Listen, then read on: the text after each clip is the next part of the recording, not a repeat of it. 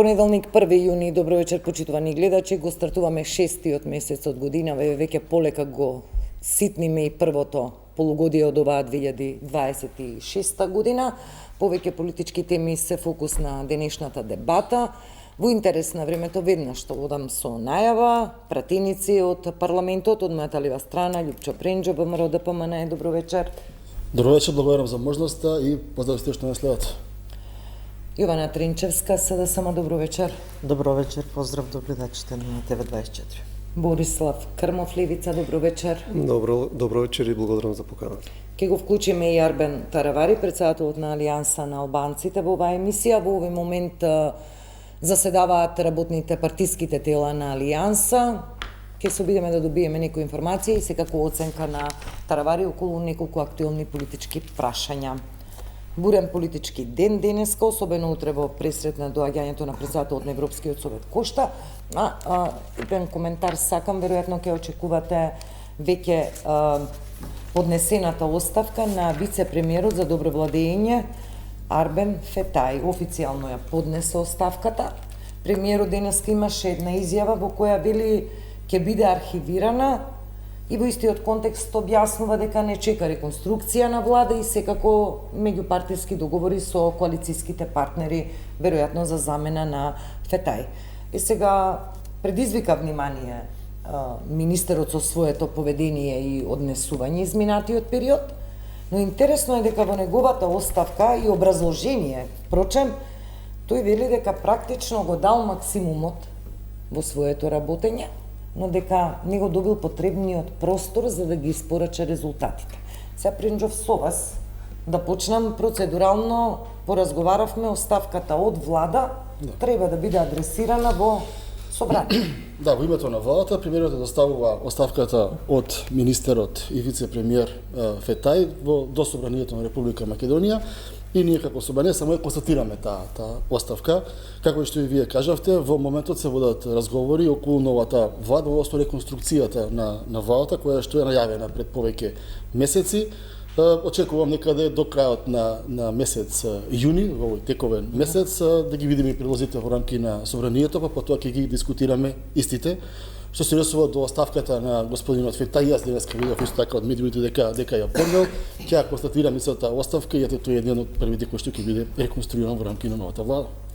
Но нејасно е во овој момент дали ќе оди во пакет оставката со реконструкцијата или персонално ќе се... Тоа е техничко прашање, што на додеска, дали ќе оди во пакет, дали ќе оди како зависи кога ќе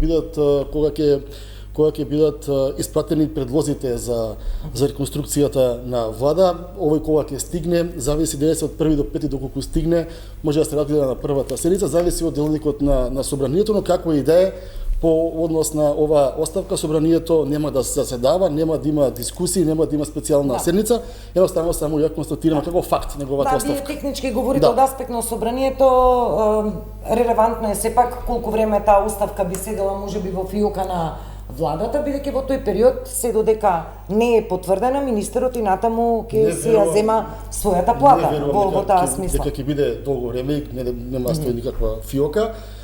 Мислам дека техници ќе биде завршено во наредните денови. Добро, Тринчевска рече, повторувам, премиерот ќе биде архивирана, можеби по тоа подразбираше архивирана, па адресирана на до собранието. Нема некои рокови во кои што владата треба да ја достави оставката, а дефинитивно таа оставка требаше да се поднесе пред 3 месеци, колку што и самиот Фетај не е на работно место, а зима плата и ги ужива сите оние привилегии кои што се за еден вице-премиер.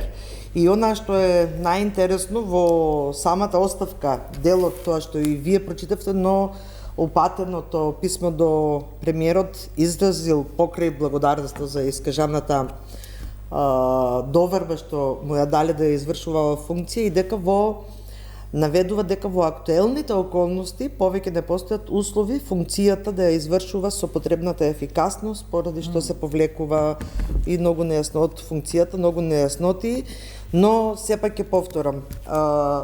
Ова оставка требаше пред да оди на подолг годишен одмор и да не поздравува преку социјалните мрежи од разни екзотични дестинации низ светот и требаше да си ја достави пред 3 месеци, па во меѓувреме да имавме нов вице-премиер за добро владење, а не овие 3 месеци да ги користи сите бенефиции, а дополнително до разрешувањето исто така, затоа што оставката е еден чин, меѓутоа процесот до негово разрешување може да одзеде и месец или и повеќе време и не знам какви се намерите на владата, дали ќе ја достават сега па да го разрешиме, па или можеби со пакетот на она што е најавувано дека до крајот на месецот ќе има една поголема реконструкција, ако ја дочекаме таа реконструкција.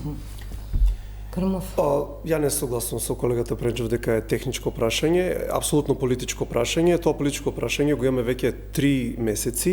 Прашањето е зошто премиерот не го разреши до сега, затоа што веќе 3-4 месеци Арбен Фетај, пазите која иронија, он е вице-премиер за добро владење и транспарентност, а 3 месеци не дошол на работа и си ставаше некои селфиња таму од екзотични дестинации и острови како иде на одмор и ние 3-4 месеци тој човек не е разрешен само и само затоа што на премиерот му требаше тој дел од една фракција внатре во вреди, па предпоставувам заради некои внатрешни моменти во владата, посебно во коалицијата вреди. И сега тука ние треба да го толкуваме архивирана. Предпоставам ќе кажеше проследена, ако мислеше веднаш да ја прати, ова архивирана алудира дека дополнително ќе биде задржана и сега ние не знаеме кога ќе биде реконструкцијата, тоа значи дека во наредните месец, 2-3, колку и да биде таа, ако ја задржи нели премиерот, имаме ние таков прецедан со премиерот тогашен Заев и сегашниот лидер на СДСМ Филипче, кога неговата оставка наводно беше поднесена, пачувана во ФИОК, и ако ние немаме институт да се отповика оставка, значи оставка е личен чин кој што никој не може да го кочи, не може да се врати назад, не може да се отповика, не може да се предомисли никој. Ако таа оставка постои, мора да се проследи. Имаше оставка и не. Така да, и таа оставка заврши во ФИОКа наводно. Така да, поентата ми е дека јас за жал тука предпоставам дека ова архивирана значи дека исто ќе заврши во ФИОКа и ќе ја чекам уште неколку месеци и како што до сега Арбен Фетај добро владееше, значи 3-4 месеци земаше плата да не работи, сега ќе продолжи да не зема плата и да не работи чекајќи ја владината реконструкција. Пренџов, сака да ја прокоментирате? Па ќе прокоментирам. Да, техничко прашање за мене. Знаете како? Прво, она што е важно е тоа дека ќе имаме реконструкција на влада во текот на месец јуни, еден од тие што ќе бидат реконструирани господинот Фетај кој сам денеска си даде оставка. Второ, дали некој доаѓал, не доаѓал на работа, ние од собранието не можеме да водиме евиденција во рамки на владата. И трето, и господинот Крмов и колешката Тренчевска, преходниот работен ден, значи беше четврток, каде што имавме пратенички прашања и овие работи ниту од Левица, ниту од Социјалдемократскиот сојуз ги поставија како прашање и кога беа поставувани во страна на медиумите, истите беа одговорени. Јас го рачунам техничко прашање бидејќи од она кое што ние имаме за зборување се Европска унија, се реформи, се економија, и затоа го речеме дека е техничко прашање, нема никаква политичко прашање во рамки на оставка на еден човек кој што сме знаеле дека си поднесе, да речеме, оставка. Само да дополнам, колега Пренџов, на пратеничките прашања. Во четвртокот беше поставено, не знам дали сте биле во салата во тој период, беше поставено прашањето до министерот за внатрешни работи, дали вице-премиерот Фетај го користи обезбедувањето и сите останати бенефиции кои што доаѓаат со вице-премиерската функција. За жал, министерот за внатрешни работи не знаеше да одговори и одговорот му беше дека не води евиденција. Не може министер за внатрешни работи, колега му е господин Фетај во влада, да не знае дали обезбедувањето кое што го дава министер за внатрешни работи, дали е во служба на Фетај, дали е со него низ екзотичните места, дали е во Брисел и на секаде каде што оди, да не знае да даде одговор. Не, мислам дека одговорот Не, ама одговорот беше тој пред македонската јавност. Не е така. Не, одговорот беше тој: не водам јас секој ден евиденција. Тој беше. Кој води на работа во владата, од собрание, како водите ви евиденција, како знаете? Извинете, јас кога бев Колку министерка, прашања вие на Фетај јас кога бев поставивте? Се извинувам, министерка, реченица, може? не, Ако кога бев веќе- ако министерка, веќе губиме колега, време на тема се ова- знаеше како се води евиденција Не, за добро. присуство Ако- на министрите на влада и за присуство на министрите на својот Ако работно веќе место. Да, водиме, сега, ако сега, веќе вемо, водиме кратко, дебата на вемо. тема, има две работи. Вемо, кратко. Не Фетај нас, ние Фетај го бираме и не Фетај нас, ние Фетај го прашуваме. И тогаш не сте го прашале Фетај каде, што и зошто и сите овие 3 месеци, дали е така или не е така. Второ, не ви треба вас Фетај да ви биде во собрание, може да поставите писмено пратеничко прашање кој што ниту од сада, ниту од лице сте го поставиле. И тоа е факт. Имаме И она што е за мене важно е тоа дека не знаеме да дали бидеме да го парламентарни, испратиме што старт да во не. Брисел или Идем по еден, вемо. на некое Вемо, друго место кратко. кај што е, на Тајланд, може би и на Малдиви, не знаеме кај да го испратиме писмото. Адвокат на Фетај Да, не сум му и нема да му бидам, но прашањата сте Нема можеле наред да од му ги банкот. поставите доколку цените дека треба да му ги поставите и тоа ќе сте добили. Колега, нема правдење. Не колку да сакате да се вадите, нема правдење за неодговорноста на Фетај што 3 Јас тоа го си месеци. поднел оставка. Не, после 3 месеци. Добро, Крмов, Значи, колега Пренчов го избегнувате прашањето на сличен начин како што беше избегнато и во парламентот. Сега небитно што ние тука сме пратеници, секако не може да зборуваме само за работи околу собранието, апсолутно зборуваме и како политичари за прашање од владата. А министер во вашата влада, еве вие сте од парламентарното мнозинство, Азир Алио има дадено изјава дека вице-премиерот на Чарме Фетај не иде веќе со месеци на работа. Па ако ви треба доказ, еве може на него да му се јави. Така да апсолутно целата македонска јавност знае дека човекот веќе 3-4 месеци не иде на работа и тоа е факт. За било која друга професија, како сакате, сите мора да се појават на работа, очигледно да земат плата, само во владата на Христијан Мицкоски не мора. добро, овој сакате да прокоментирате или да го затвориме овој? Ако одиме на ниски страсти, тогаш одговор би бил дека ниту Димчо Пасиев се појавува на своето работно место, ниту се појавува на своето работно место пола колеги да го спојуваат Крмов и тој Димчо Пасиев преку имате и тој на комисија не учествува, зема иста плата. Но како и да е, човекот повеќе нема да биде вице-премиер, нема да биде министер, а владата ќе биде реконструирана. Добро, нема потреба. 1 јуни, како еден датум од пресекот за тие што ни се позиции во однос на реформската агенда. Денеска опозиционерот Филипче повторно одржа пресконференција за 10 закони, за 10 законски пакети, реформски пакети. Рокот беше до денеска, повторно не се испорачани резултати. Сега, која говори вистината, бевме во сличен состав околу испорачувањето на резултатите околу реформската агенда. Да не го цитирам Филипче, еве тука имаме представник од таа партија. Една ваша оценка, 1 јуни, нашата позиција во однос на реализацијата од реформската агенда. Ова се веќе важни теми. Прво, не е точно тоа што го зборува господинот Филипче, дека 1 јуни е последниот рок за реформската агенда, тоа што е точно 30 јуни. Второ, она кое што сме го разговарале овдека пред некаде околу еден месец кај вистава оваа емисија со вас како модератор. Јас тогаш го кажав дека ќе видите дека нареден пат кога ќе дојдеме дека Република Македонија, исто како лани во месец март, така и оваа година ќе биде држава која што највеќе реформи направила од сте 5 држави кои што се од Западен Балкан и дека ќе бидеме држава која што прва ќе добие средства како лани во март и ќе добие најголем број на средства како што добивме и лани, тоа се случи. И да тоа треба да бидеме горди сите ние овдека чинители и во собранието и во владата и граѓаните и вие медиумите, бидејќи навистина добро е да Република Македонија после години да биде секогаш последна или меѓу последните на опашката, да биде прва во правење на реформи, бидејќи реформите пред се ги правиме за нас, за нашите граѓани и за подобар живот во македонското општество. Во рамки на собранието моментално имаме закони од реформската агенда неколку кои што се во разни постапки во собранието, истите ќе бидат завршени до 30 јануари. Онаму каде што се важните закони од правосудството, еве, исто како што и пред 20 дена зборувавме, тогаш правевме јавни расправи за други законски решенија кои што беа дел и поминаа, тоа беше законот за Советот за јавни обвинители.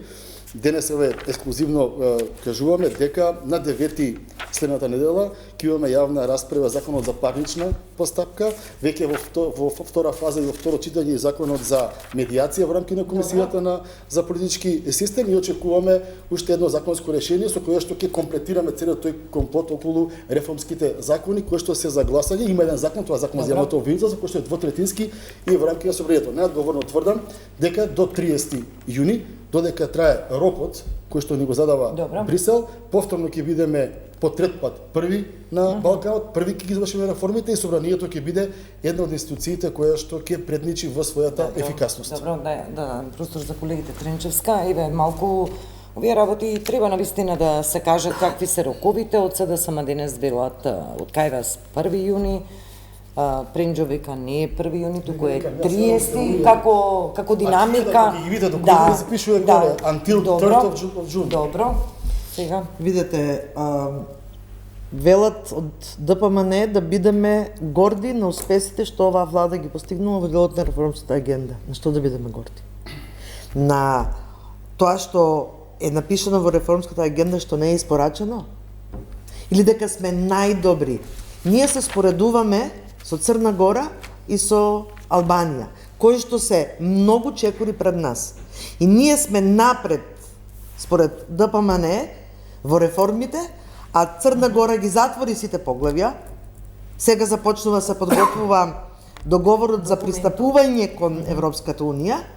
Албанија, денес читавме низ медиумите дека добила зелено светло и за последното поглавје, така да започнува да ги затвара едно по едно поглавјата и ние велиме, ние сме најдобри во Западен Балкан. Мислам, ова е политичка манипулација. Во оваа држава постојат граѓани кои што разбираат што значи реформската агенда, што направило собранието во делот на испорачување на она што е ставено во реформската агенда и како е тоа испорачено. И многу сега конкретно со име со презиме закони да ги спомнеме што го поминаа собранискиот филтер. Како се донесени тие закони? Дали се донесени согласно насоките на оценската мисија и на Венецијанската комисија и законот за судски совет и законот за совет на јавни обвинители во делот на транспарентноста и независноста на судскиот совет и на советот на јавното обвинителство не е по препораките на оценската мисија и на Венецијанската комисија. Најважното прашање што е финансирањето на судовите и на јавното обвинителство, кадровското екипирање на судовите. И сето тоа не е завршено. И ние велиме, најдобри сме. Сме земале 65 милиони евра, сега во мај ќе ни бидат испорачени во јуни. А колку изгубивме досега? Па досега имаме изгубено 200 милиони евра само поради неспособноста на оваа власт, за да може да испорача онаа што е ветено во делот на реформската агенда. Накратко, значи секако дека реформската агенда доцни, небитно дали ќе биде до 1 или до 30, ние нема да стигнеме, значи треба да се концентрираме, владата се потруди што поголем дел од таа агенда да биде исполнето. Мене ми е интересно како може СДСМ да излегува, нели, да бара, да критикува, да го критикува процесот на носење на европски реформи и така натаму, додека тие самите еве го кочат или се обидоа да го закочат процесот на носење на изборниот законник, например, кој што го носиме чисто препораки на ОВСЕ и ОДИХР од чисто тесно политички интереси, тие тој процес го кочат, а од друга излегувањето од работната група. Апсолутно, да. Сега ќе видиме дали ќе го блокираат за тоа што првичниот обид да го стопираат процесот не им успеа, тој процес тече. Па ќе видиме кога ќе го завршиме, еве ќе се потрудиме да биде до крајот на месецот, јас сум дел од таа работна група, па ќе видиме реакцијата после на СДСМ дали ќе блокираат, еве можеби ќе имаме и решение за една изборна единица, може и тоа ќе го блокираат. Добро, само да му одговорам на колегата. Само да му одговорам на колегата, пошто е многу загрижен за процесот на изборниот законник, меѓутоа за се останато во реформската агенда, кое што многу значи и за правосудството, и за судовите, и за јавните обвинители, воопшто не се загрижени. Нив ги интересира изборниот законник. Многу е јасна пораката од Социјалдемократскиот сојуз колега, зошто ние ја напуштивме работната група. Се беше поради носењето на законот за влада, односно бришењето на техничката влада. И тоа, а знам дека, и ако се навратиме наназад и на локалните избори, па и на парламентарните избори, и вие имавте изјави дека сте незадоволни од процесот како се спроведуваа изборите, дека имало купување на гласови, дека имало притисок врз гласачите, ама сега тоа не важи, вие сте единствено засекирани во моментот само за изборниот законник. Па срам да вие, бре колега, сите други реформи не се важни. Реформи во здравство, реформи во образование, реформи во правосудство и во обвинителство, вас ви интересира единствено процесот на кочење на изборниот законник. Па впрочем, за кочењето и за блокадите во собранието само левица е препознатлива. А ќе видиме моментот кој ќе дојде. Ќе видите. Ајде. Не. Да, Крмове му подиме со Пренџо. Само на кратко, колега, ќе добиете време. Значи, како прво, јас на почетокот искажав критика дека рефермската агента дека касни. И само сакав да укажам на нелогичноста од една страна да се удирате во гради и да се правите дека сте најпроевропската партија во државата, да излегувате на пресови, да барате напредок ваму таму, а сами да кочите процес кој што треба да интегрира препораки на ОПСЕ ОДИХР. Тој процес е апсолутно никако не е поврзан со пржинската влада, укинувањето, на пржинската влада, на која што од 18 пратеници ви имавте присутни 26, едва и четворица земавте збор и имавте само една побарана пауза, додека колегите од ДУИ се истепаа на таа седница. Очигледно ним им значеше пржинската влада, на вас не, тоа беше еден обичен театар, само да имате ефтин изговор за да го блокирате изборниот законник. Ќе видиме тоа како ќе заврши. Нормално е секоја политичка партија да има своја понуда, свој начин на гледање на работите, но кога се работи за факти, ние мораме да ги прецизираме и мораме, кога разговараме почитуваме колешки, кога не гледаат граѓаните, да изречат поука и да знаат што се случува во државата. А затоа треба да ги информираме правилно. Она што е вистина, на 21 мај, не јас, не вие, Брисел, Европската унија, излезе и кажа: Црна Гора добива 44,2 милиони евра, Албанија добива 45 милиони евра, а Република Македонија добива рекордни 65,7 милиони евра, бидејќи е држава која што има направено највеќе реформи. Тоа е факт и од тоа нема бегање. Втор факт, почитувана колешке, е следниот. Не сме до денес, до 1 јуни, туку сме до 30 јуни, вие тоа многу добро го знаете.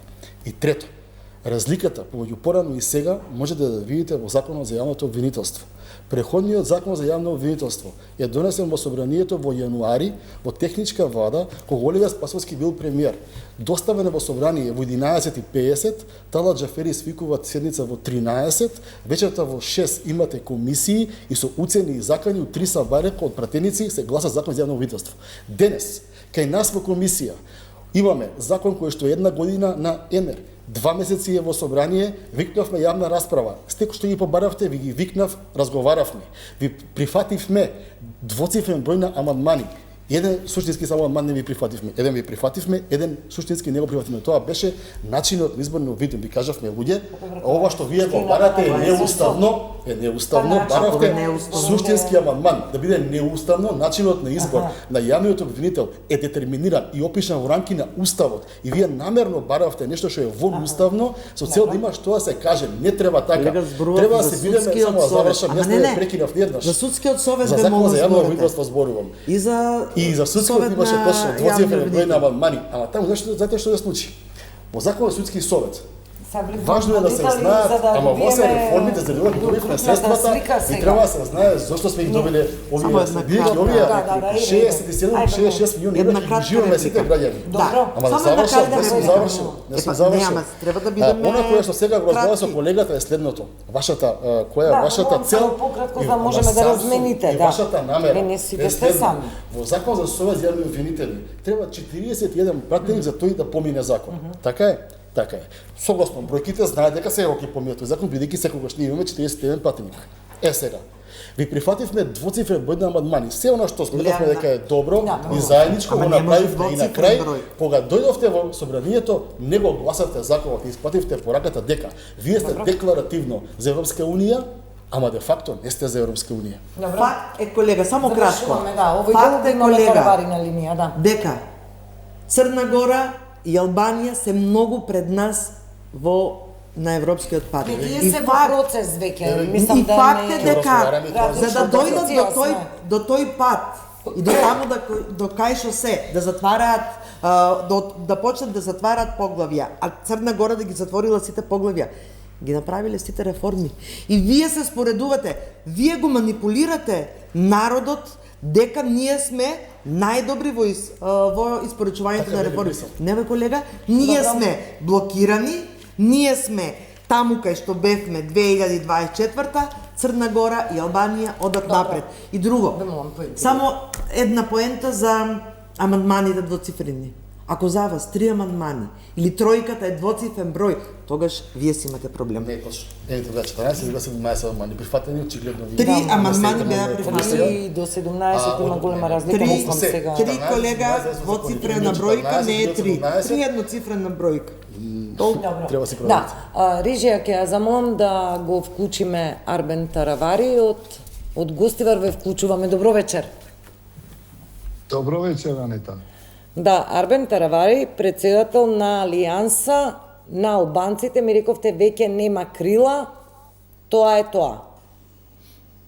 Така е. Прво, Анета, би сакал да ги поздравам вашите гости таму и би сакал да ги поздравам сите гледачи на вашата емисија. Токму така, веќе не постојат крила на Алијанса за албанците, постои само една Алијанса за албанците и се надевам дека полека се реорганизираме во терен. Ги гледам одредени анкети што ги добив пред 5-6 дена од релевантна меѓународна институција. Алијанса за албанците полека се враќа на терен како што треба и се надевам дека набрзо ќе биде релевантна политичка партија во албанскиот блок. Завршија ли состануците, заседававте, ми рековте вечерва попладне во извршниот работните тела на партијата, некоја одлука што треба да се знае? Кај нас е централно председателство, што туку заврши со состанокот. Почнуваме со собранија на ограноци и од 17 јуни веќе се основаат реорганизирани ограноци во сите градови кај што функционираат политичките партии на албанците. Тоа е генерално во западниот дел на државата. Сега, Таравари, ќе ве прашам, се мобилизирате за редовни или за предвремени парламентарни избори? Видете, ова е, ние се подготвуваме за редовниот конгрес на партијата, која што треба да биде некаде во октомври оваа година. Така да секогаш опозицијските партии да треба да бидат подготвени во секој момент за избори, било кога тие да се одржат. Така да од октомври се надевам дека ние ќе бидеме готови и подготвени кога и да се одржат. Дали тоа ќе биде 2027 или редовни 2028, без разлика, ние како опозицијска партија треба да бидеме подготвени за избори. Кои се вашите политички анализи, ако ги земем предвид до сегашните изјави? Еве, премиерот во неколку наврати рече ќе има редовни избори, парламентарни, но сепак имаш изјави каде што го остави тој простор и можност за предвремени. Видете, да не се лажеме, дали ќе има предвремени избори, тоа е ексклузивно, зависи од ВМРО ДПМНЕ. Бидејќи имаат 58 пратеници, заедно со ЗНАМ 63, ако не се лажам. Така да е ексклузивноста дали ќе има предвремени избори и кога ќе има, тоа зависи од владеачките партии. Кога ќе одлучат тие, ние како опозицијски партии нормално сакаме да има предвремени, меѓутоа тоа е ексклузивно, зависи од нив. Кога ќе одлучат, тогаш ние ќе бидеме подготвени и се надеваме да излеземе со најдобар можен резултат во следните парламентарни избори. Вице-премиерот Арбен Фетај од владеачкото мнозинство се уште даде оставка, го прокоментиравме тоа во воведот на оваа емисија, ќе биде архивирана, треба да ја констатира собранието и така натаму, но поважно е дека не очекува реконструкција на влада, некои ротации, можеби и конечни заминувања и така натаму. Случајно да не сведочиме на некој трансфер од владеачкото мнозинство во опозицијските редови, еве конкретно можеби со Фетај да не сте искомуницирале? Не, јас немам комуникација со Фетај, видете, локалните избори покажа колку тежат и Азиралију и Фетаи. Општините кај што алијансата, националната алијанса најубедливо победи, се општините од кај што доаѓаат Азири и Фетаи. И јас сум многу радосен што тие стана излегува како фракција, значи луѓе со најмалу влијание во нашата партија. Во Ликово се победи скоро 2-1, а во Гостива, од кај што е Азиралију, над 2-1 разликата. Значи зборувам национална алијанса наспроти партиите од владата, додадете тука и левица и све останато што има. Така да не верувам дека би ни помогнало нешто и постои така огромен гнев кај нашето членство за Фетаи, така да повеќе би изгубиле ако го вратиме од нашето членство, повеќе би направиле проблеми. Ја мислам дека јас го вратив како експерт, верувам во него, и се уште мислам дека како човек кој што знае да размислува политички, е некој тип, некој вид на освежување во владата. Меѓутоа, тоа што се случи, ја му посакувам здраве и се најубаво во животот. Дали понатаму ќе биде повереник или некаков застапник на владата во Брисел, тоа е ирелевантно. Битно е дека го искористија, значи Изет Меджити Аднан Азизи, и сега он е како човек кој што во тек на една ноќ му ги земаа сите луѓе, така да веќе непотребна субстанца во тој конгломерат што се вика Влем. Значи, некоја политичка опција, прагма, можност, шанса за враќање, за некаков нов рестарт политички со вас нема. Зборуваме за Фетаи. Фетаи? Не, никако. Да. Меѓутоа има повеќе членови кои што останаа со Фетаи, кои што веќе советници, со кои што веќе разговараме. Се надевам кон крајот на јуни ќе имаме и неколку советници од Влем кои што ќе се приклучат, бивши членови на Алијанса за албанците, сега советници на Влем. Се надевам дека ќе има и други, не се надевам, туку веќе имаме луѓе кои што се припојуваат на Алијансата за албанците, и се надевам дека во Конгресот огромен број на новото раководство на Алијанса за албанците ќе бидат луѓе кои што се професионалци, кои што се, да речам, нова генерација на политичари на Алијанса за албанците. И вие секако како кандидат на Конгресот? Се уште немам одлучено, тоа е ирелевантно. Јас за мене мислам дека доволно направи во партијата. Успеавме во овие локални избори да не бидеме минус. Со 2 општини влеговме, со 2 излеговме, со убедлива победа. Имавме 35 советници, сега имаме 44 советници. Пратениците се тука. Битно е екипата да функционира, да имаме добра екипа, како секоја што сме имале. Така да тоа ми е битно. А кој ќе ја раководи таа екипа, тоа е ирелевантно. И добро, се уште немам одлука дефинитивна дека дали би се кандидирал повторно или би оделе со тотално освежување. Меѓутоа, тоа е веќе работа на повеќе моја лична, дали би продолжил или би поддржал друга екипа која што ќе продолжи. Меѓутоа, немам дефинитивна одлука, се уште немам. И моето последно прашање во оваа политичка проценка ваша, случајно со село да не се искомунициравте, му честитавте на новата партија, односно движењето постоеше, партијата постоеше со ново име? Ја одамна со село од 2024 се немам видено, од кога се... Ги раздвоивте патиштата. Да, од тогаш само му посакав и нему како на Арбен Фетаи среќа и здравие, и анкетите покажуваат многу добро кај села, кај сме ние. Нормално ослабени во однос на минатата година, меѓутоа повторно добро се држиме. Арбен Таравари, благодарам за овие 10 минути учество во емисијата.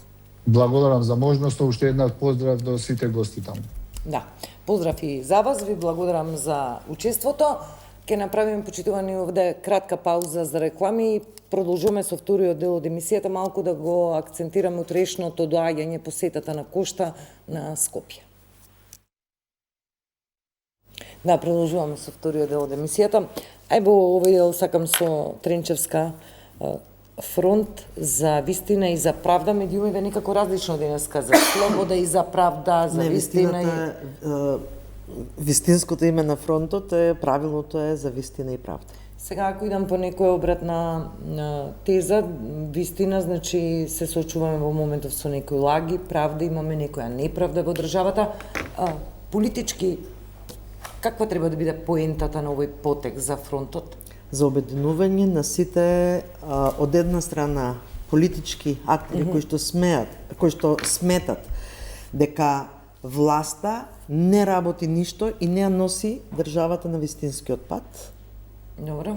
И порака исто до сите млади интелектуалци, професори, академски граѓани, до сите граѓани кои што исто така сметаат дека оваа власт наместо да ја носи државата Македонија кон вистинскиот пат, ја уназадува и ја им ја уништува европската перспектива и еднината на сите граѓани, а особено на младите. И затоа е фронт и за вистината, за сите манипулации кои што власта ги прави, и за правдата, затоа што дефинитивно нема правда по сите оние и во делот на реформската агенда се што е направено, меѓутоа и сите постапки што ги прави власта и со именувањето на новиот јавен обвинител и со излегувањето од собраниска говорница пред медиумите на премиерот, за да му дава задачи на новиот јавен обвинител.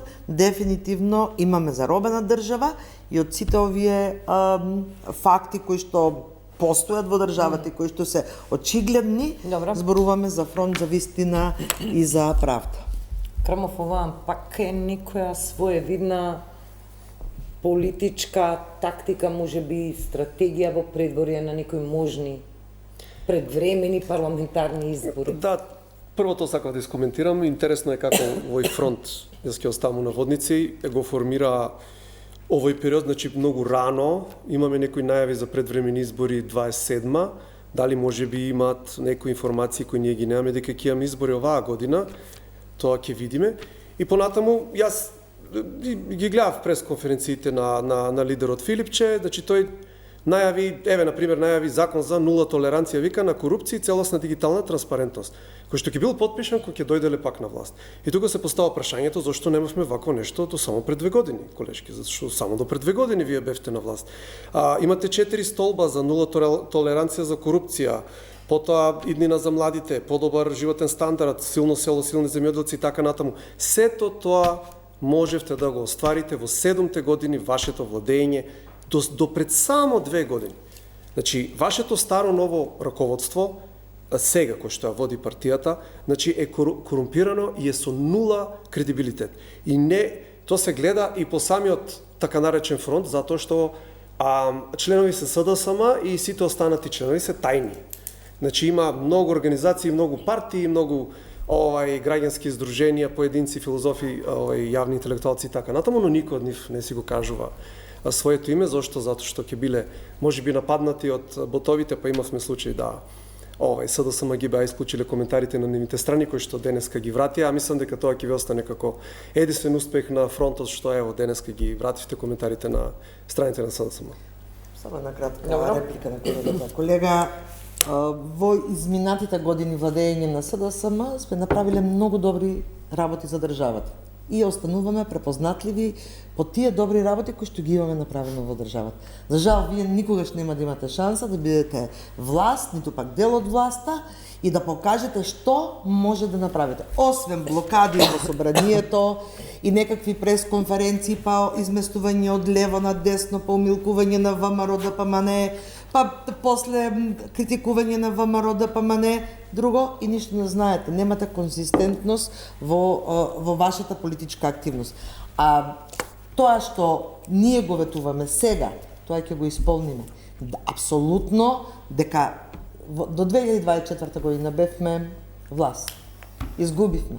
Народот ни кажа дека во тој момент, а најголем дел не беше ниту заради корупцијата, ниту заради некои погрешни политики, затоа што во тој период имавме одлични политики во делот на економијата, народот не казни, затоа што многу години наназад имавме една црна кампања од ВМРО за северџани, за предавници, за не знам кој што ја внесува државата во НАТО, партија која што ја внесува државата во НАТО, и сите ние сега ги уживаме тие придобивки од тоа што државата е дело од НАТО алијансата. Така да ве замолувам да можеме да бидете коректен во вашите изјави и без навреди и без работи за навреди, без навреди, корумпирано раководство. Јас сум дел од тоа раководство.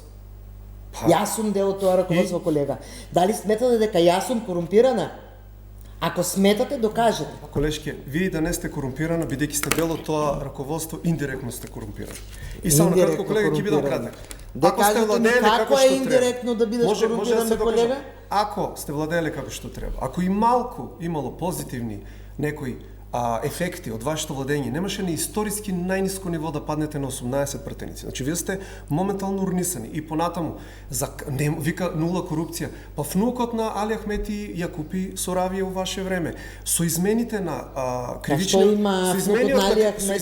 кривичниот законник, практично немаме финансиски криминални веќе за функционери. Немаме финансиски криминал со новите измени, колеги. Новите измени од иронично на ВМРО да помане, вие амнестиравте со тие. Немаме, ние веќе затоа вие пропаднавте. Затоа вие пропаднавте. Добро, колку да беше травматично промената на името народот, вие повторно победивте на изборите 20. Колега, значи колку да беше тоа травматично, народот ви прости, ама тоа што го направивте од 20-24 очигледно не ви го прости. Крмов, јас имам попрашање за вас, но сакаме ве Пренџо пријателски кон ВМРО да помине. Имаат право да бидат легитимно политичко право и да бидат пријателски кон ВМРО да помине. Не знаеш да поднекуваат, нема. Извинете, меѓутоа сето тоа го критикуваат во одреден период, а сега најаднаш се нешто мирни и дивки. Добро, тоа е ваша 35 години е таа коалиција ве молам. Видете, прво сметам дека би било непристојно од моја страна да коментирам начинот на кој како се припрема Социјалдемократскиот сојуз за престојните избори, дали ќе бидат редовни или воредни ќе видиме.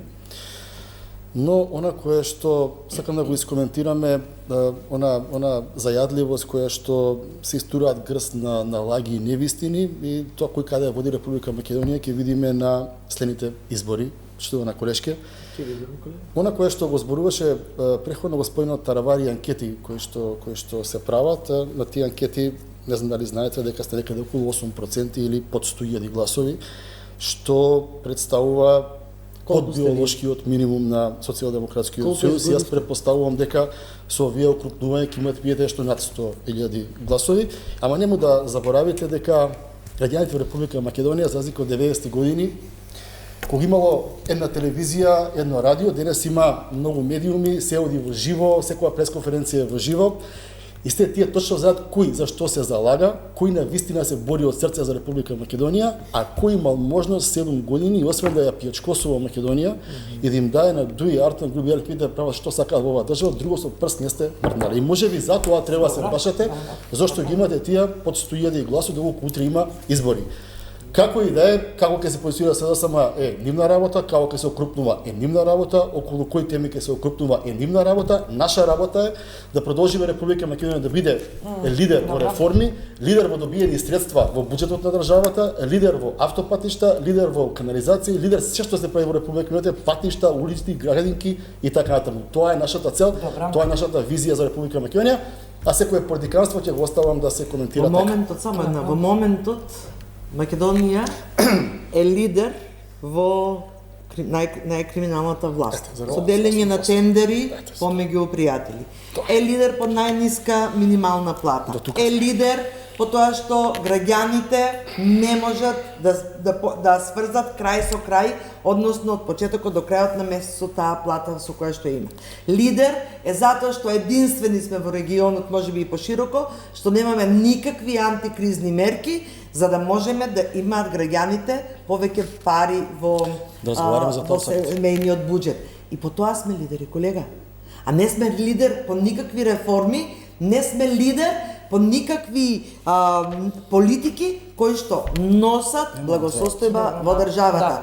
Ние сме лидери по агендата за реформа која што упорно сакате да ја прикажете дека ние сме најдобри во регионите со најмногу пари, а заборавате, пак ќе повторам трет пат денес, се споредувате со некој кој што е на прагот да стане земја членка на Европската унија. И тоа е навистина жално да ја подценувате интелигенцијата на народот и да кажувате дека ние сме добро, сега сите најдобри во регионот. Навистина е жално. Ајде, повелете. Пак ќе ви кажам. Треба да имаме горди сите овдека, а граѓаните да го знаат дека за прв пат кога ние самостојна независна држава, Совет на Европа го тргна постмониторингот за Република Македонија, во кој што не вие, јас или медиумите во Македонија кажуваат дека Македонија е зрела демократија и институции кои што ги гарантираат сите потребни процеси. Тоа сега сме го немале, а сме го барале 30 години. Сега стана оваа година. И немојте да го миноризирате успехот дека 2 години поред и 2 пати поред сме држава со најбрзо и најцелоходно направени реформи, а сега на 30 јуни ќе видиме трет пат поред.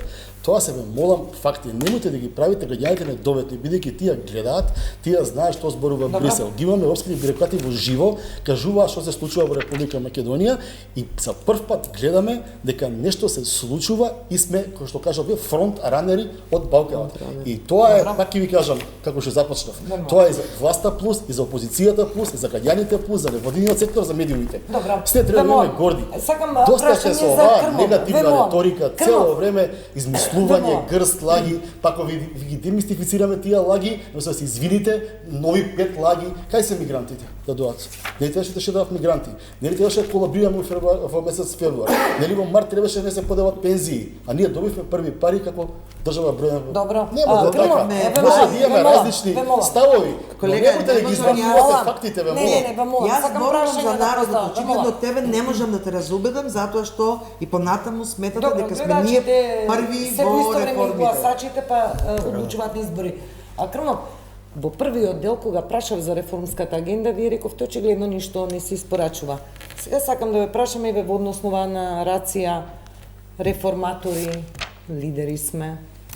Според сумата на пари што сме ја добиле, според испорачаните резултати во судството, во правосудството, тоа е дел од таа карика во борба со корупција.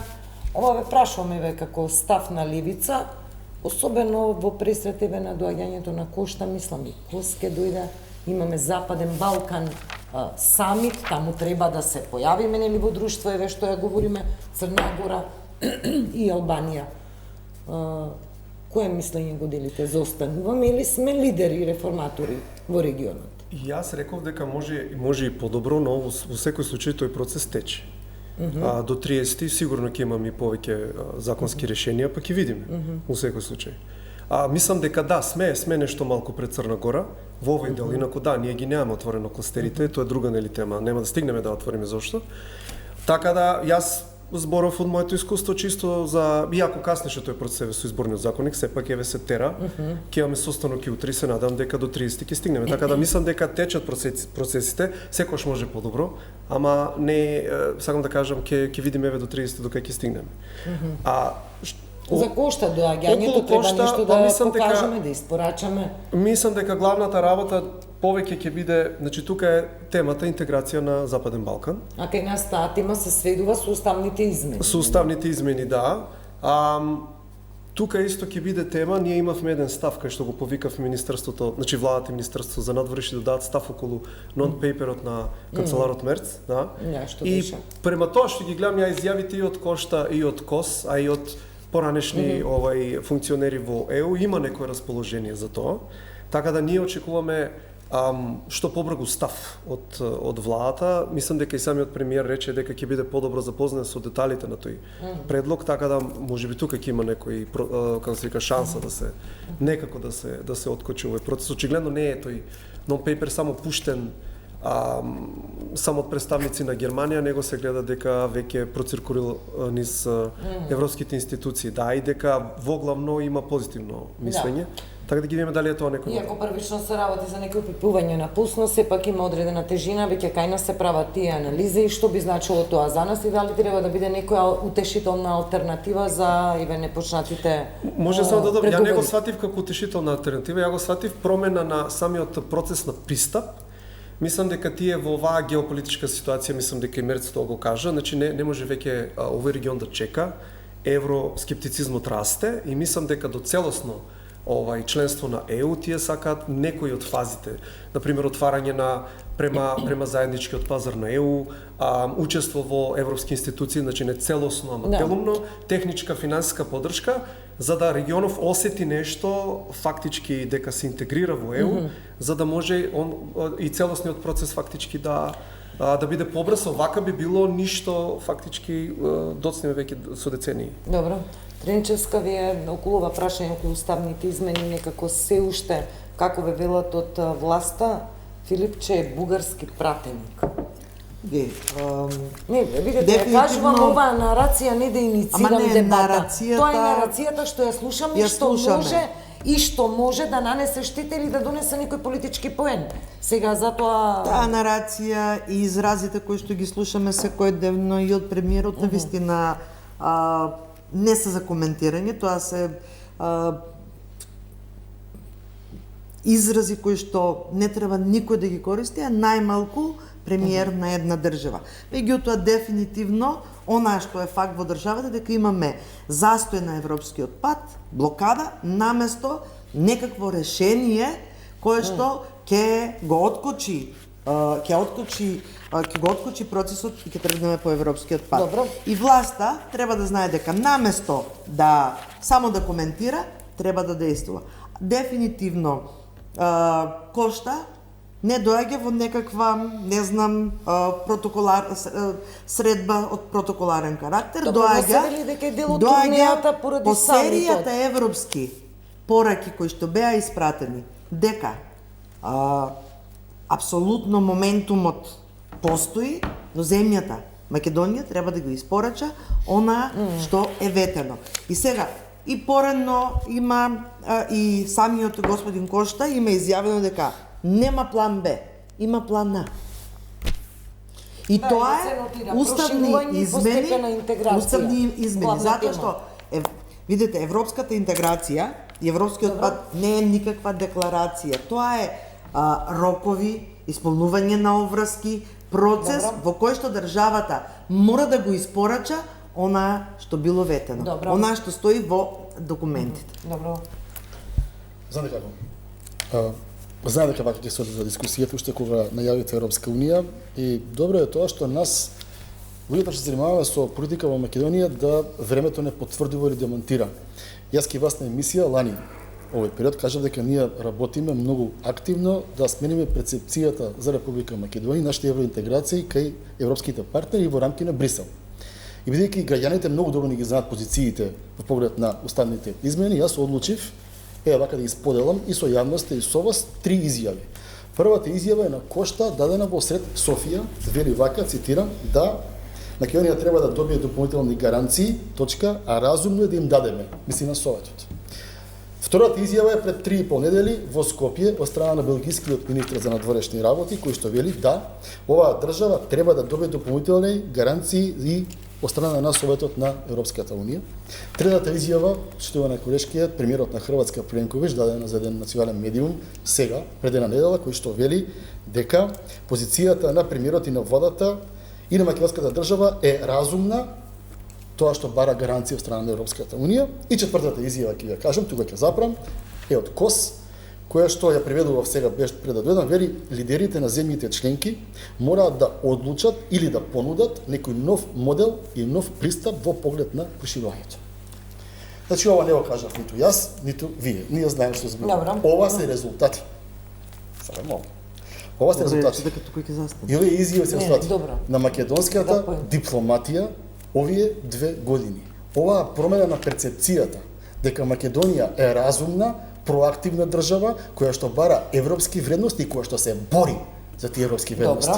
А нема влада која што во недостаток на реформи вака да бидеме како што сме сега, даваше се што немаше спечелено, односно продаде се што претходните генерации го спечелија. Добро. Ова е судот на времето, овие 4 изјави. Добро, поинтиравте се. Велите, 2 години работиме активно. 2 години работите активно. Што имаме ние за овие 2 години? Дали имаме некакво решение за нова преговарачка рамка?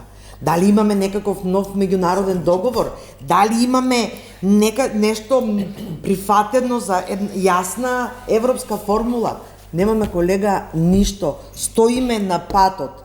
И велите се бориме за европски вредности. Па ако се бориме за европски вредности, до сега Македонија за овие изминати 2 години ќе беше многу напред. Не, напротив, вие не се борите за европски вредности, затоа што кога би продолжиле со европскиот пат, ќе имате поголема контрола и од страна на Европската Унија за трошењето на парите, ќе имате поголема контрола и за вашиот притисок врз обвинителството и судството, така да вас не ви од интерес да ние имаме европска перспектива. Туку напротив, сакате да ја оставите државата и граѓаните во таа состојба во која што е сега, без перспектива за младите, да ни се иселуваат младите, а вие и понатаму да си се фалите преку медиумите дека Македонија бара решение, 2 години бараме решение. И второ, она кое што така сметам дека е добро и е факт, е тоа дека Република Македонија прва во регионот подпиша договор за партнерство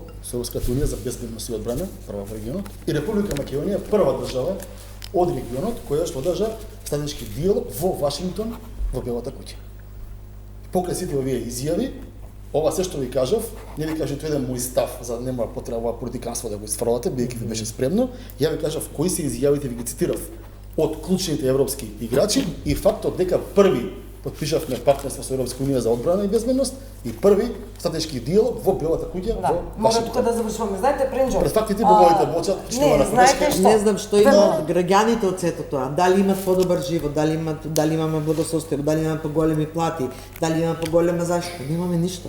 Сега тоа друга тема, може да разговараме. Не, мора да привршуваме. Знаете, Пренџо, се. кога бевте опозиција, една од вашите главни тези беше да не веруваме многу на овие европски дипломати со нивните изјави и функционери, па тоа се покажа и со референдумот, и да ни го... Не, сакам да речам, нивните перцепции со декларативни заложби како принцип се такви, но во прагмата и во реалноста, веројатно ќе треба да видиме како ќе се постапи. Еве и за сад го видевме стратешки партнер, па веднаш не вброја во земјите со повисоки и највисоки царини, па ја променија и визната политика. Знаете дека тоа не е така. Да, И можеме да ги гледаме работите како сакаме. Како новинар и можеме да ги правиме гледаме од секој аспект, тоа е анализа. легитимно, да се прави било какви анализи, но она што е факт е дека ова се договори подпишани и со Европската Унија и со Соединетите американски држави први во регионот. Никогаш Република Македонија не предничила во меѓународната политика, а инаку ова се изјавите кои што ја ги изборувам, со тоа сакам да кажам дека перцепцијата за Македонија е сменета, non-paperот е сериозна работа и никој порано не велеше, сите велеа прво уставни измени па ќе разговараме, сега само СДСМ остана да вели прво уставни измени. Луѓе велат да ја разбираме таа работа и нешто треба да направиме околу тие гаранции. Намерно ги кажав овие работи за да не влеземе во политиканство во емисија. Неколку 2 години наназад изборуваат дека нема менување на преговарачка рамка, нема уставни нема гаранции, никакви. Не ги следите кој веровски. Не ги следиме. Вие ги следите Прашање за вас. Па да, за тоа ви преведувам тука за да ги следите и вие. Не, ги следиме сите. Само немате никакви ветувања за тоа. Зошто веќе во пресред, во предворие на известна реконструкција на влада поднесовте 2 интерпелации за двајца министри? Не, за Министерство за Министерство за внатрешни ние поднесовме. Добро. Аз sada само мислам дека имат за земјоделие. Добро, зошто пресретнувате ве прашањето е како опозицијски некој блок? Зошто во пресрет на известна реконструкција? Не, искрено, као прво, ние не цениме дека ќе биде сменет министерот за внатрешни, мислиме дека не. Добро, а што тоа е сакате едно и со тоа да второ, покажете? искрено, не се поврзани двата процеси, едноставно ние тогаш сега сме проценили дека се собрале доволно прекршувања, несовесно работење и слично за да захнева интерпелација. Ништо Добро. Повеќе од месец дена ни е поднесена интерпелацијата и тек сега е ставена на дневен ред.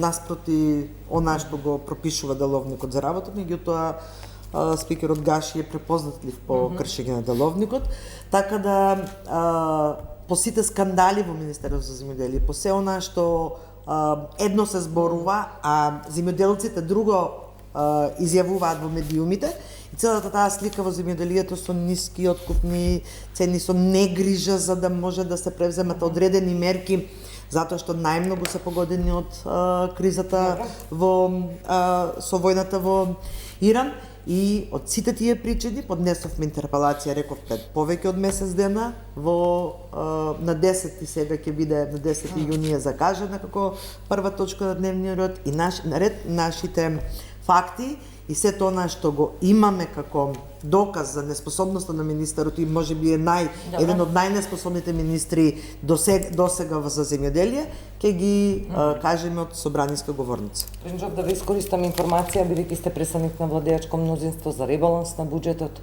кога ќе биде готов, имаше различни информации, почеток на мај, средина. Сега последна информација се за 10 дена од прилика од сега. Кога кога ќе стигне во собранието, на кое што го знаме дека моментално се разговара помеѓу министерствата за тоа како ќе изгледа новиот ребаланс, каде ќе има катење, каде ќе има дополнување на средства.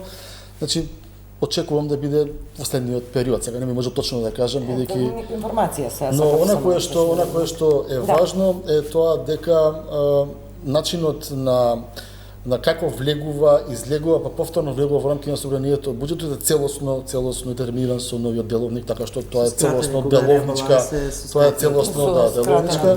Ќе видиме кога ќе дојде. Знаете, не би сакал да бидам прецизно погрешен, но очекувам дека следните 15-20 дена би требало и тоа да стигне. Ова се нови деловнички процедури, но за ребаланс говориме, да. Завршуваме овде Пренџов, Тренчевска, Крмов и секако благодарам на Таравари за учеството. Почитувани 24 анализа завршува, следуваат вечерните вести, останете со нас.